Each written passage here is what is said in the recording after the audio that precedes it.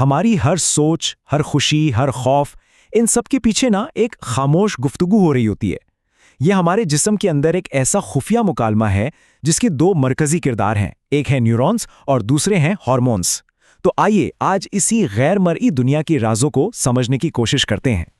یہ بات اس پورے تجزیے کی بنیاد ہے، اور دیکھیں یہ کوئی عام بات چیت نہیں ہے، بلکہ یہ برقی لہروں اور کیمیائی پیغامات کا ایک بڑا ہی پیچیدہ رقص ہے۔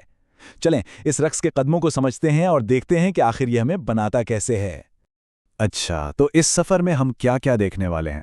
پہلے تو ہم جسم کے ان دو پیغام پہنچانے والے نظاموں کو جانیں گے، پھر دیکھیں گے کہ یہ آپس میں ملتے کیسے ہیں اور ہماری دنیا کو شکل کیسے دیتے ہیں۔ ہم ان کے بیلنس کی اہمیت کو سمجھیں گے اور آخر میں اس سوال کا جواب ڈھونڈیں گے کہ یہ سب مل کر انسان ہونے کا مطلب کیا بناتے ہیں۔ تو ہماری اس اندرونی کائنات کی کہانی کے، جیسا کہ میں نے کہا، دو مرکزی کردار ہیں۔ ایک طرف ہیں بجلی کی طرح تیز رفتار نیورونز جو پلک جھپکتے ہی پیغام پہنچا دیتے ہیں، اور دوسری طرف ہیں ہارمونز جو بالکل خاموشی سے بہتے ہیں، مگر ان کے اثرات بہت گہرے اور دیر تک رہنے والے ہوتے ہیں۔ اچھا، ان کی پارٹنرشپ کو سمجھنے سے پہلے یہ ضروری ہے کہ ہم ان دونوں کو الگ الگ جان لیں۔ ایک سسٹم بجلی کی طاقت پر چلتا ہے اور دوسرا کیمیا کے اصولوں پر۔ آئیے ذرا دیکھتے ہیں کہ یہ تیز رفتار اور یہ ٹھہراؤ والا نظام آخر کام کیسے کرتے ہیں۔ ان دونوں میں زمین آسمان کا فرق ہے۔ یوں سمجھیں کہ نیورونز بجلی کی چمک کی طرح ہیں، تیز، ایک دم فوری اور لمحاتی رد عمل کے لیے بنے ہیں، جبکہ ہارمونز وہ دریا کے بہاؤ جیسے ہیں، آہستہ، مگر ان کی وجہ سے جو تبدیلیاں آتی ہیں وہ گہری اور لمبے عرصے تک چلنے والی ہوتی ہیں۔ نیورونز کو ہمارے جسم کا سپر ہائی وے سمجھ لیں۔ جیسے ہی کسی کا ہاتھ ایک گرم چیز کو چھوتا ہے تو وہ سوچنے سے بھی پہلے اسے پیچھے کھینچ لیتا ہے۔ یہ ہے نیورونز کا کمال، جو خطرے کا پیغام دماغ تک پہنچا کر فوری طور پر حکم واپس لاتے ہیں۔ سب کچھ سیکنڈ کے بھی ایک چھوٹے سے حصے میں ہو جاتا ہے۔ اور پھر دوسری طرف ہے ہارمونز جو اپنا کام بڑے آرام سے آہستہ آہستہ کرتے ہیں۔ یہ ہمارے جسم کے لمبے عرصے والی حالتوں کو کنٹرول کرتے ہیں، جیسے جوانی میں آنے والی تبدیلیاں یا دن بھر ہمارے موڈ اور توانائی کی سطح میں جو اتار چڑھاؤ آتا ہے۔ ان کا اثر واقعی گہرا اور پائیدار ہوتا ہے۔ تو یہ بجلی اور کیمیا، یہ تیزی اور ٹھہراؤ، یہ ایک دوسرے کے دشمن نہیں بلکہ پارٹنرز ہیں۔ لیکن سوال یہ پیدا ہوتا ہے کہ یہ دو بالکل مختلف دنیایں آپس میں ملتی کہاں ہیں؟ چلیں اس خفیہ تعلق سے پردہ اٹھاتے ہیں۔ یہ ملاپ دماغ کے ایک بہت ہی چھوٹے سے حصے میں ہوتا ہے جسے ہائپو تھیلیمس کہتے ہیں۔ آپ اسے ہمارے جسم کا ماسٹر ٹرانسلیٹر کہہ سکتے ہیں۔ یہ اعصابی نظام سے آنے والے تیز رفتار بجلی کے پیغامات کو پکڑتا ہے اور انہیں ہارمونز کی کیمیائی زبان میں ترجمہ کر دیتا ہے۔ اصل میں یہی وہ جگہ ہے جہاں سوچ احساس میں بدل جاتی ہے۔ اس پورے عمل کو ایک مثال سے سمجھتے ہیں۔ فرض کریں کوئی خطرہ محسوس ہوتا ہے، ایک سیکنڈ کے 1000ویں حصے میں نیورونز دماغ کو خبردار کرتے ہیں۔ ہائپو تھیلیمس اس پیغام کا ترجمہ کرتا ہے اور پیچوٹری گلینڈ کو حکم بھیجتا ہے، اور پھر ایڈرینالین جیسے ہارمونز خون میں شامل ہو کر جسم کو لڑنے یا بھاگنے کے لیے تیار کر دیتے ہیں۔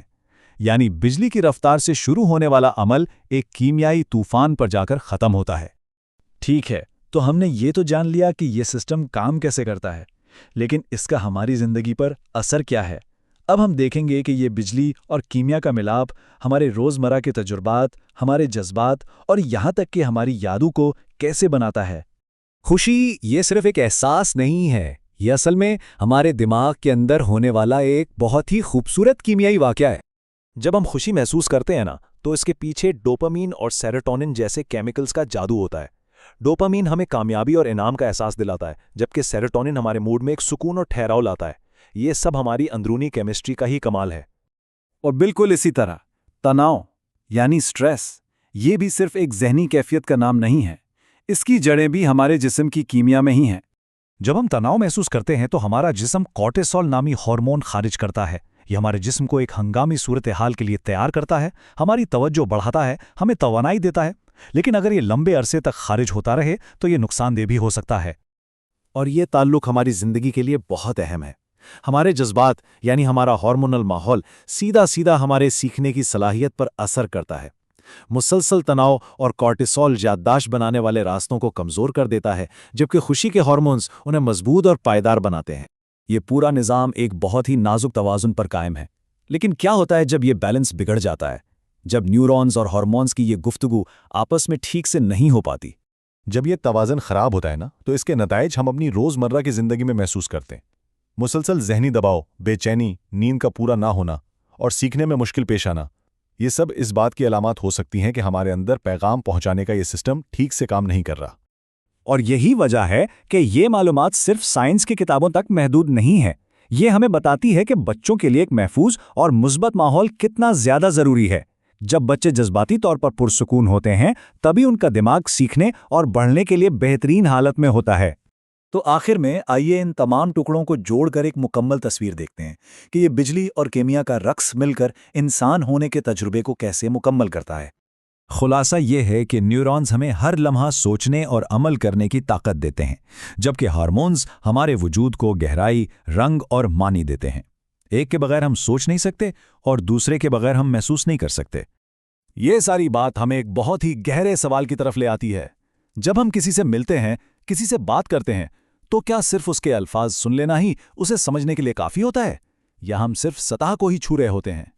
حقیقت یہ ہے کہ ہر شخص کے الفاظ کے پیچھے نیورونز اور ہارمونز کی ایک پوری کائنات آباد ہے، ایک اندرونی گفتگو جو مسلسل جاری ہے، اور اس خاموش دنیا کو سمجھنا ہی دراصل انسان کو سمجھنا ہے۔